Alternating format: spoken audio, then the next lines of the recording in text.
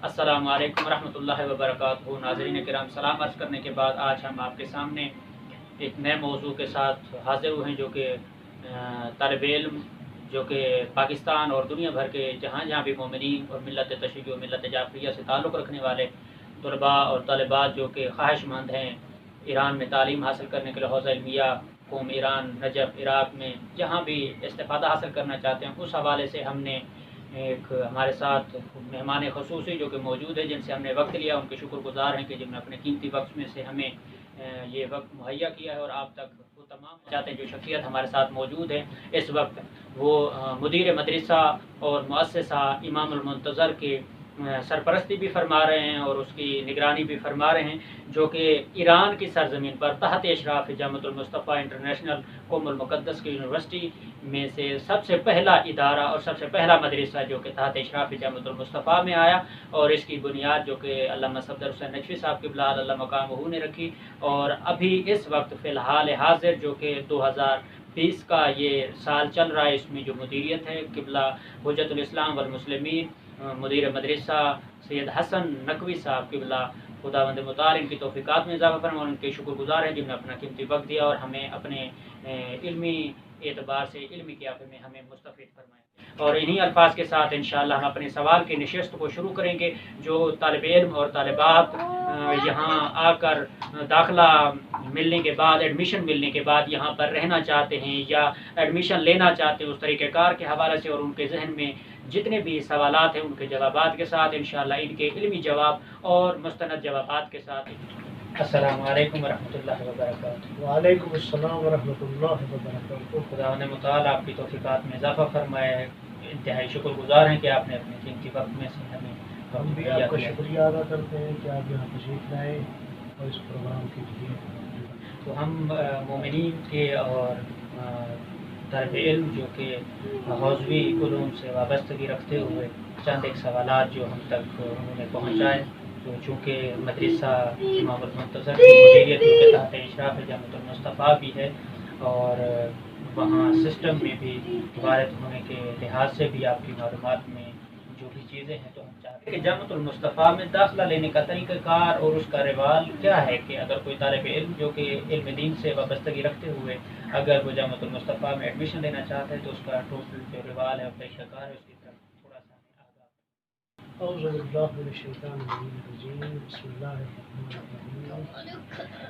सबसे पहले हम आपके शुक्रगुज़ार हैं कि आपने ये मौका दिया ताकि हम पब्लिक के साथ मोमिनीन के साथ हम कलाम हो सकें और इस गुफ्तगू के सिलसिले में अपनी मालूमात पहुँचा सकें। आपके सवाल के जवाब में मैं ये अर्ज़ करना चाहता हूँ कि जो तलबा और तालिबात ख्वाहिशमंद हैं जामिअतुल मुस्तफ़ा में एडमिशन लें, तो आज का दौर मीडिया का दौर है जी, और बहुत आसान तरीका है। तो बेहतरीन तरीका ये है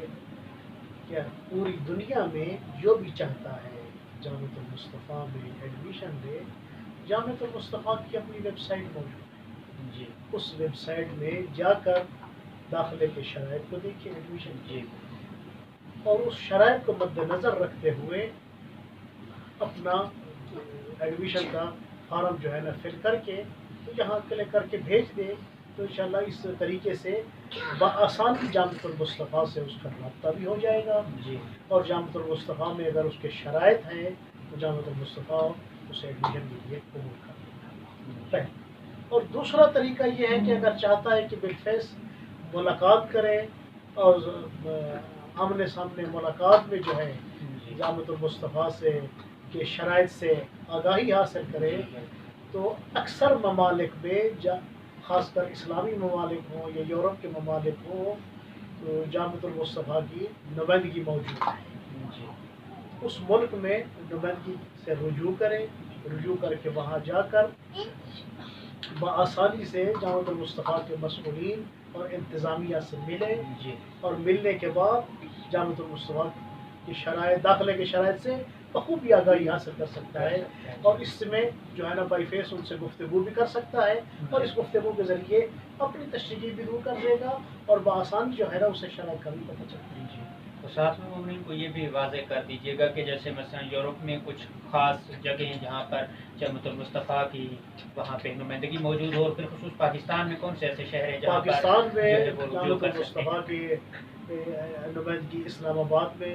رجوع کر سکتے ہیں، کراچی میں رجوع کر سکتے ہیں جہاں تک میری معلومات میں ہے، وہاں کا مرکزی آفس موجود ہے۔ جی یورپ میں اب دیکھ لیں جامعۃ المصطفیٰ کی شاخ جامعہ مدینۃ العلم ڈنمارک میں موجود ہے، جی وہاں رابطہ کر سکتے ہیں اور داخلے سے باخبر ہو سکتے ہیں کہ داخلے کے شرائط کیا ہیں۔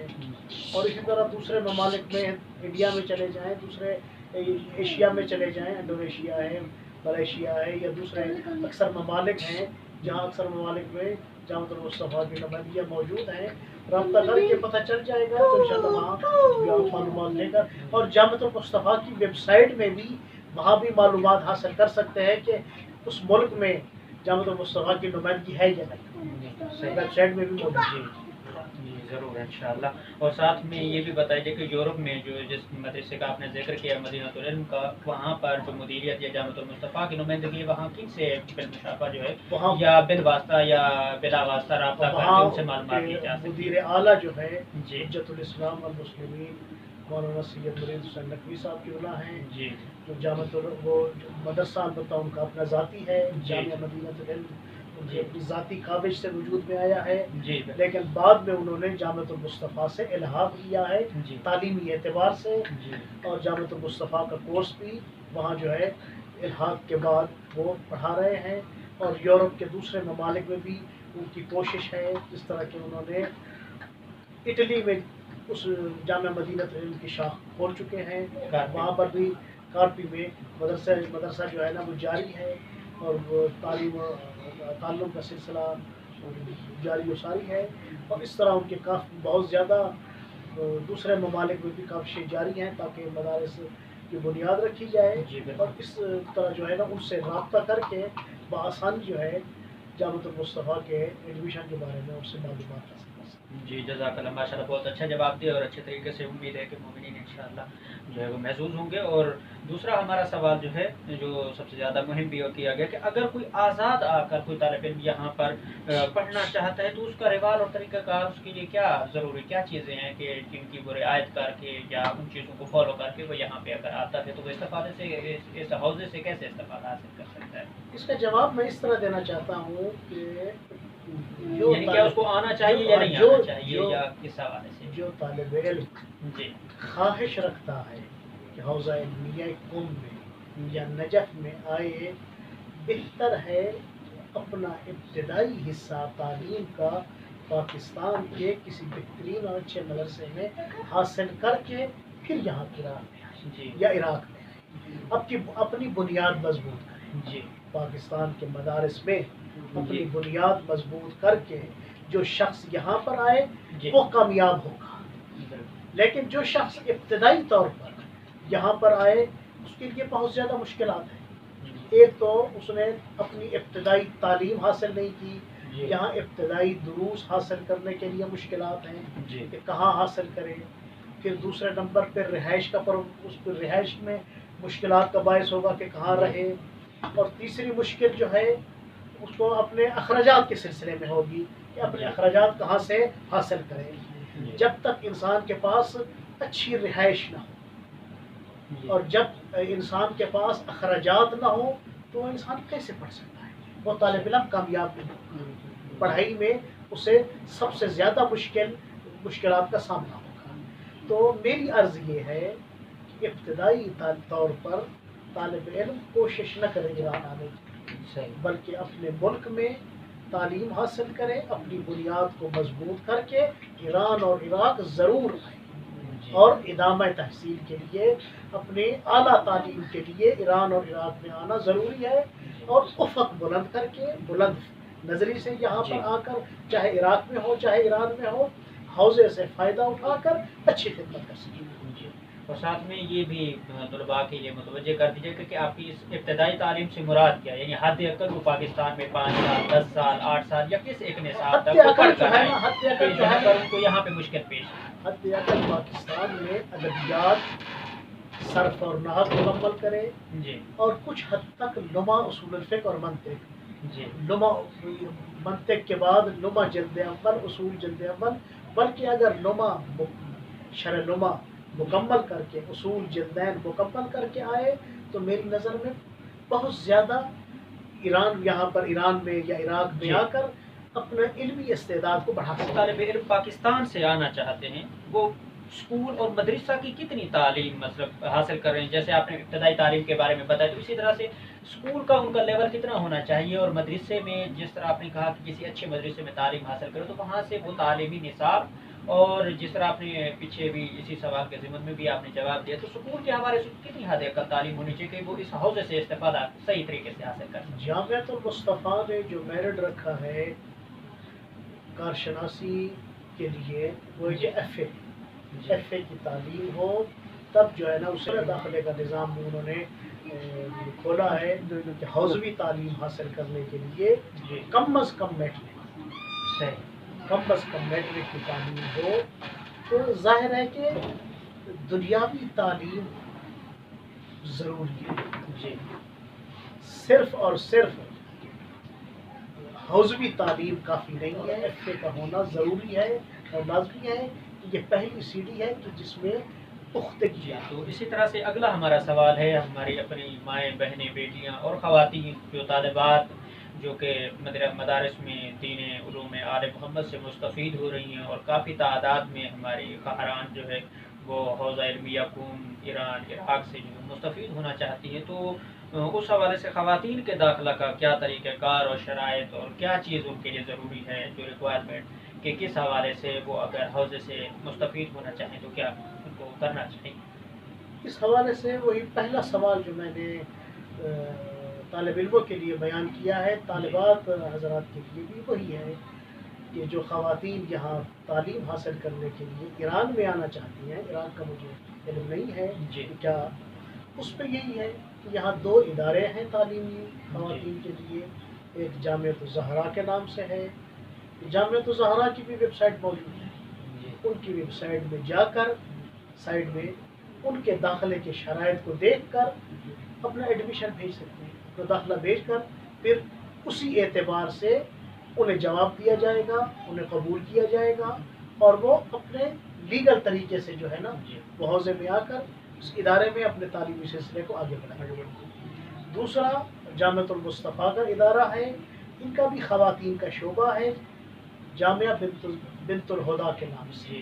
بنت الخواتین کا، اس میں بھی اسی طرح داخلے کے لیے جامعۃ الزہرا جامعۃ المصطفیٰ کی سائٹ میں آ کر شعبہ خواتین میں رجوع کر کے اپنے ایڈمیشن کا داخلہ بھیج سکتے ہیں۔ ہاں البتہ جو علماء حضرات، طالب علم حضرات قوم میں موجود ہیں لیگل، اب ان کی اب اہلیات ہیں یا ان کے اپنے کچھ خواتین ہیں، رشتہ دار، قریبی رشتہ دار ہیں، تو وہ بآسانی جو ہے نا اپنے گھر میں رہ کر قوم میں بآسانی جامعۃ المصطفیٰ سے یا جامعۃ الزہرا سے مربوط ہو کر اپنے تعلیمی سلسلے کو آگے بڑھا سکتے ہیں۔ جی بالکل، اور اسی کے ضمن میں ایک جزوی سوال آپ سے قبلہ پوچھنا چاہوں گا کہ ان خواتین کے لیے تعلیمی نصاب کوئی جو جامعۃ الزہرا کی طرف سے یا بنت الہدا کی طرف سے جو کوئی شرائط رکھی گئی ہو کہ کم از کم خواتین کے لیے اتنا اسکول کی تعلیم اور مدرسے کی اتنا تعلیم ہونی چاہیے، اور ساتھ میں باقی جو شرائط ہے وہ مکمل ہوں، جس میں وہ آن لائن یا ویب سائٹ سے یا جو ہے جامعۃ المصطفیٰ کی طرف رجوع کر کے وہ داخلہ لے سکتی ہیں، تو وہ اس حوالے سے آپ تھوڑی سی معلومات یا وضاحت میں آپ نے اچھے نقطے کی طرف اشارہ کیا، آن لائن اچھے نقطے کی طرف اشارہ کیا کہ جن افراد کے لیے یا جن طلبہ حضرات ہوں یا طالبات ہوں خواتین، تو یہاں پر آنا ان کے لیے مشکل ہے، یا مشکل ہے یا بعض مشکلات کے باعث وہ نہیں آ سکتی، تو کافی عرصے سے جامعۃ المصطفیٰ، جامعۃ الزہرا یا دوسرے ادارے جو ہے نا آن لائن طریقے سے بھی اپنے دروس، اپنا کورس جو ہے وہ پڑھا ہے۔ تو یہ طالبات اور طالب علم حضرات جن کے لیے مشکل ہے یہاں ایران میں آنا، اور یا بعض قوانین کے اعتبار سے یہاں نہ آ سکیں یا بعض مشکلات کے باعث، تو ایڈمیشن لے کر آن لائن طریقے سے بھی اپنی تعلیم کو جاری کر سکتے ہیں، تعلیم جاری کر کے امتحانات دیتے رہیں اور اپنا کورس مکمل کر کے کچھ عرصے کے لیے آن لائن تعلیم حاصل کریں، پھر جامعۃ المصطفیٰ ہو سکتا ہے کہ ان کی مشکلات بھی جو ہے نا اپنا ختم ہو جائیں، پھر یہاں پر بھی انہیں داخلے کے لیے ایڈمیشن کے لیے یہاں بلا سکیں۔ اور اسی طرح جس طرح آپ نے اشارہ کیا کہ ان افراد کے لیے کہ اپنا جامعۃ المصطفیٰ کی ویب سائٹ کے ذریعے معلومات حاصل کر کے آن لائن طریقے سے بھی اپنی تعلیم کو جاری کر سکتے ہیں۔ لیکن ان کی شرائط یا ان کی ان کی خاص شرائط کیا ہے کہ وہ سائٹ آن میں لائن موجود بھی ہے۔ اگر سائٹ پہ جو ہے وہ رابطہ کرنا یا حد اگر ویسے بھی اگر اس حوزے کی تعلیم سے استفادہ کرنا چاہتے ہیں تو اسکول یا مدرسے کے حوالے سے کتنی ایک وہ بھی تعلیم اسی ہونی طرح چاہیے اس کے خواتین کے بعد لیے وہ بھی حوزے کی تعلیم سے استفادہ خواتین کے کریں۔ لیے بھی اسی طرح ہے کہ وہ کم از کم میٹرک یا جی ایف اے ہو، تاکہ کارشناسی کے کورس میں جہاں کوئی فرق نہیں ہے کہ چاہے طالب علم ہو یا خواتین طالبات میں سے ہو، تو ان کے شرائط داخلہ میں کوئی فرق نہیں ہے، وہ بھی میٹرک اور ایف اے کے شرائط برابر ہیں۔ جی تو اگلا سوال ہمارا جو مومنین کی طرف سے یا طلباء اور طالبات کی طرف سے کیا گیا کہ پاکستان اور ایران اور عراق کے حوزہ میں کیا کوئی ایسا کوئی خاص فرق ہے، اور ایران اور عراق کا حوزہ میں جو تعلیمی نصاب ہے اس میں کوئی خاص فرق ہے کہ جس کی وجہ سے لوگ ایران آنے کو ترجیح دیتے اور پاکستان مدارس کو ترجیح نہیں دیتے؟ تو کیا آیا ان کو ادھر آ کے تعلیم حاصل کرنی چاہیے یا پاکستان کے مدارس کو ترجیح دینا چاہیے؟ تو اس حوالے سے جیسے بزرگان بھی قبلہ حافظ ریاض حسین نجوی صاحب قبلہ دامت برکات وہ بھی فرماتے ہیں کہ آپ مدارس سے استفادہ حاصل کریں، لیکن لوگ جو ہے وہ حوزے کی طرف زیادہ رجوع کرتے ہیں۔ تو کوئی اس میں کوئی خاص فرق ہے یا ان طلباء تک اور طالبات تک یہ پیغام پہنچانا چاہیں کہ آپ کے توسط سے کہ کوئی خاص فرق ہے یا ایک ہی چیز ہے یا کیا چیزیں ہیں ضروری جو حوزے میں زیادہ ہیں یا وہاں نہیں ہے یا وہاں ہیں تو یہاں نہیں ہے؟ اس کے لیے بنیادی مسئلہ یہ ہے کہ اگر کورس کو دیکھا جائے، جی حوزہ علمیہ نجف کا کورس، حوزہ علمیہ قوم کا نصاب تعلیم جی یا کورس، اور پاکستان میں جو نصاب تعلیم جاری ہے جی کورس ایک ہے۔ صحیح جی تقریباً اگر تاریخ کو دیکھا جائے کم از کم جو ہے 70 سال پہلے، 70-80 سال پہلے سب سے پہلی شخصیت جو پاکستان سے جی حوزہ علمیہ نجف کی طرف گئی وہ استاد العلماء حضرت آیت اللہ سید محمد یار شاہ صاحب کے بلاتے ہیں۔